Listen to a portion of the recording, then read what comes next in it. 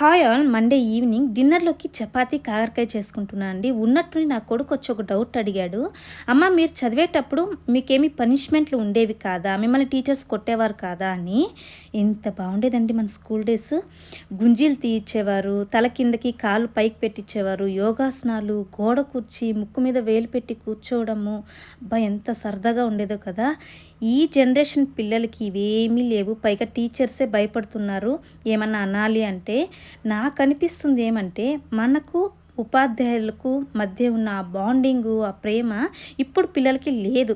ఎంతసేపు ఈ స్కూల్ ఫీజులు, బుక్కులు, ట్యూషన్సు, పేరెంట్స్ మీటింగ్లు, మొబైల్సు, అబ్బా! ఇవే సరిపోతుంది. మొత్తం స్కూల్ అంటేనే నాకు కమర్షియల్ అయిపోయింది అన్నట్టు అనిపిస్తుంది. పిల్లలకేమో గానీ పేరెంట్స్‌కి మాత్రం దూల తీరిపోతుందండి. మీరు ఎవరికైనా ఈ పనిష్మెంట్స్ గుర్తున్నాయా? అయితే నాకు కామెంట్‌లో తెలియచేయండి.